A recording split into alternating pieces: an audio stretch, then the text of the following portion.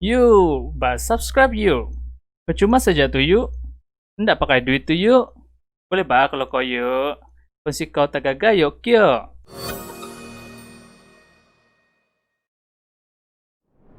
If you do have a good early game, you might be popping off by the time that you reach mid game. And that's how the carry works. All right, well, given this unorthodox draft by RRQ Hoshi, everything lays on the line. Ladies and gentlemen, this is game number 4. BREN Esports looking for the elimination onto the King of Kings, RRQ Hoshi. Gentlemen, let's get it. The King of Kings here is definitely putting a lot of high stakes on this carry in hopes that if she could get really ahead, that Baxia may not be a problem in the late game phase where you can just kite them out itself. So I'm definitely getting where exactly they're going for instead of the Bruno that you did mention might not be the best of choices. Yeah, and again, your pick, your mention of oh wait, hold on, this might be a bit of engagement. Cartesi going up forward really aggressively. The Cosmic Lance already landing, third hit, a G could go, and all of a sudden, Psycho, who isn't level 2, who really needed to be level 2 there to save their Eudora, R7, trying to salvage the situation, but back to mid. Lusty and the crew, they were fast on their fingers just to punish that risky play from Vin. Vin tried to steal the purple buff, it didn't work. It's not the greatest of plays here, but it doesn't mean RRQ is out just yet. The First Bloods usually don't mean too much as long as you don't get to translate into anything in BREN. No buffs, no steals, no wave clear, no wave clears, no invades as well. So technically, it's still just, you know, slightly ahead. Yeah, and it all depends on who we see gets his first item. There's this first item power spike that we're talking about when it comes to a carry or a Claude.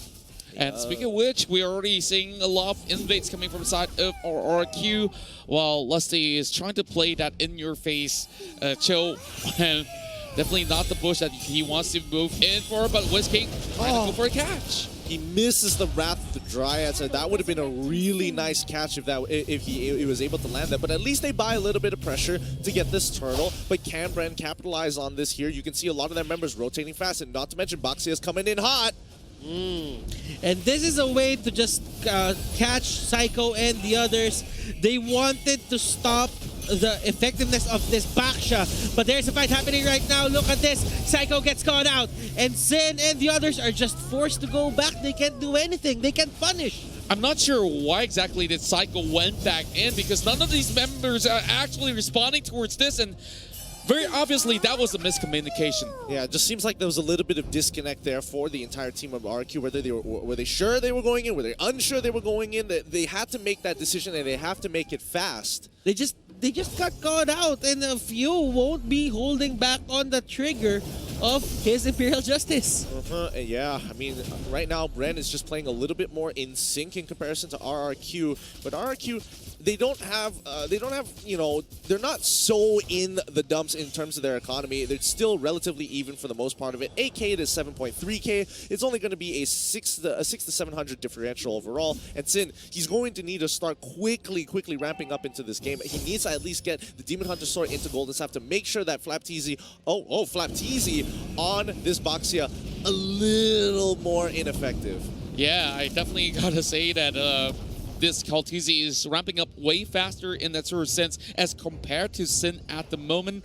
But Flapteezy, now that RQ Hoshi has already known what to expect coming from the purest game, he's going to be facing off against R7 at the moment. This is honestly not going to be going all too much anywhere, but eyes are on that river right now because Matilda is looking for a setup. Psycho and Few will meet each other in the brush, but I don't think RQ Hoshi would just be initiating on a Sylvana support right now. There is a lot of things that they have to consider, and they have to bring Sin to the point where he gets the endless battle, Raptor Machete and endless battle, then just go from there. Yeah, and it's important, and I think, you know, they have to itemize correctly for the side of RRQ. We see the Talisman already being purchased on R7, but this is going to be the fight that we're looking for. Psycho going to get hit by Flapteezy initially, but a shield the box here. As King, he is on this side dealing with few with no problems, but the rest of RRQ, they are looking for the disengage. 3-man hit from the G-Kun. No, Way of the Dragon as well. Not going to be enough as they are able to get the damage from Rebo's and Feathered Airstrike, but now they are going to call it off. They trade 1 for 1. Can they get one more? King finally goes down. As you can see, Kaltizi, he is very comfortable in his position, and RRQ forced to back away. Definitely unfavorable for RRQ Hoshi. Not only will they eventually lose out on this turtle, just look at the picks. They've managed to annihilate all these key components, and Finn, once again, get caught out. And, well, just BREN Esports knowing what exactly to do, and just like how they do best. All the turtles in priority. R7 going to take the full brunt of damage from the Blazing Duet. Doesn't look like he was able to stack up his Art of Thievery to maximum before coming in. But, you know, R7, he just laughs. Aha! Go back into lane. Let's see what else is there to happen. But Flap, on the other hand, gets gone out, and that's going to be a lot of ultimates getting thrown into him. Flapteezy! Will he still escape that? No, he won't. But look at the commit. Resources, skills, all the damage that was thrown out. How tanky is that Baksha? Yeah, literally 4 ultimates came out of them. Oh, I'm just watching that. If he's just going to be popping that rejuvenation, he can definitely last for days. And now, here comes another little bit of the tussle here. And mind you, they expend everything just to get one. Well, at least they didn't get anything in return. Wait a minute, Lusty trying to make the big play here. Unfortunately, he doesn't actually hit it. Good preemptive attack coming in from RRQ, but Kaltizi coming in pretty on hot. Doesn't get too much damage from his Blazing Duet. Not a lot of value. BREN need to start pulling back away, but this is RSQ to look for that re-engage. They're getting a little antsy as they move closer towards their jungle. They just don't know where the rest of the team is yet.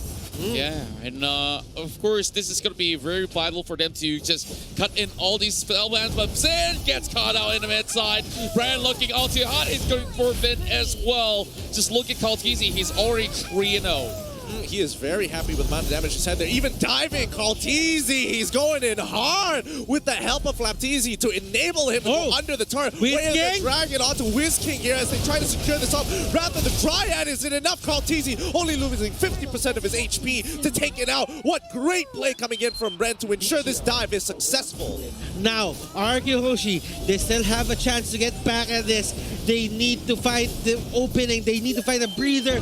But Carl is just going wild. This is the confidence that we're talking about. Gideon and Contra. Speaking of confidence, you know, they might just be the Indonesia Slayers here because they've already taken down Alter Ego, and now they are finding every single way to punish RRQ Hoshi. A true test of might, but not only that, BREN, it feels like they have a lot of momentum riding behind them with a lot of their moves. It is very concise, it is very clean compared to their first 2 games, where you can definitely see that there were a couple of misplays here and there, but overall, BREN just making the right decisions each and every time.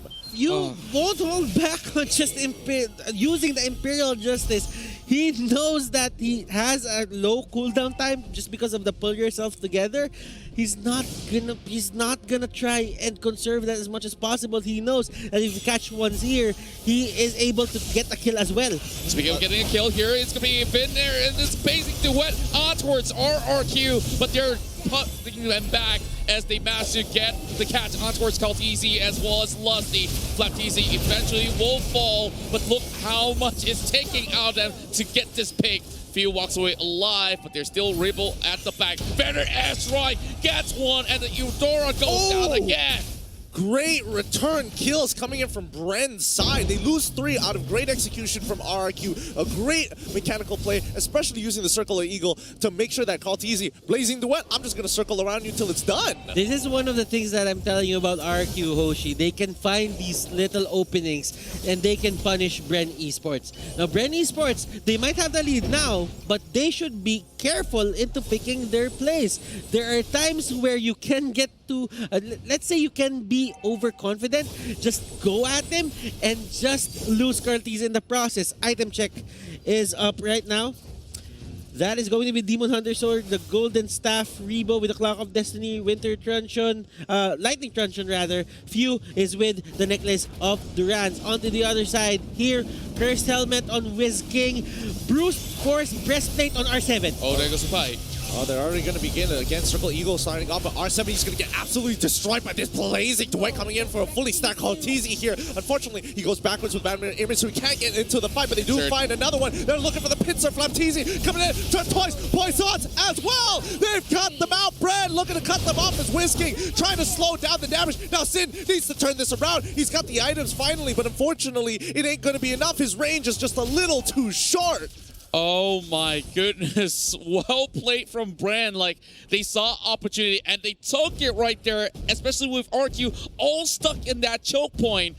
At first, they picked up R7 and Whisking was all the way out of that fight already, and he joins way too late.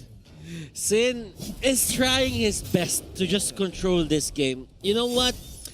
He wants to get the farm. He really just wants to carry. But the thing is, BREN Esports has just a lot of control. The back is just controlling them way too much, and the throw Psycho. gets a pick off. Gets hit by way of the dragon. Sin next to fall. No, that's the worst person that wanted to die for the side of RRQ. And now R7 is on the run. They've already taken out Eudora as well. The cop is falling apart as BREN allowing them to say, hey, make a mistake. Face check me. I won't let you get away. This is definitely very punishing because this might just costed them this final run right on the lower brackets. They're already pummeling down the base. That timer is already up. Psycho is going to be coming out of the base, but BREN, they can easily go on for this Lord. BREN now, they're clearing the side waves first. They're trying to punish, trying to take away the economy again, and RRQ are realizing they are on a ticking clock here. They don't have a lot to work with. They're running out of resources on top of everything else, but can BREN close out this game here? The Lord is now their target, and that's what they aim for. They get the extra help from the Lord. They know that they need to be safe at threading this game-ending play that they're gonna do. There are still outer turrets onto the top lane, Gideon Contra. And as you can see, BREN Esports knows that this is only the level 1 Lord, not the Luminous Lord.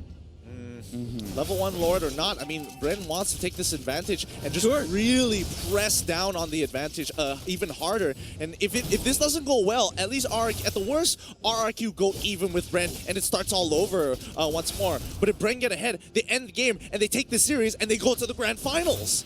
And now it's really relying on Sin so much that a lot of all these Athena shields have already been purchased. There's going to be more magic resistance coming in towards this late phase. Yep, they're going to be clearing off the Lord over the mid side, but BREN going for the dive! Oh, it's going really hard. They already get in the process. R7 is now pulling on back. He wants to go back into the base to get some help. But Sin, he's locked down in the Imperial Justice. But can they peel him up? Finally, Whisking is in position to do so. They lose 2 inhibitor turrets at the same time here. But BREN, they're going for the end. This is it. BREN trying to pull on forward. RQ clearing the waves as much as they can. But they're throwing their bodies as soon as they do. Lusty, he's done it. He's brought more glory. Welcome to the grand finals, BREN Esports. Never seen someone handsome with one eye. I'm not fat, just chubby. On, Teddy, on!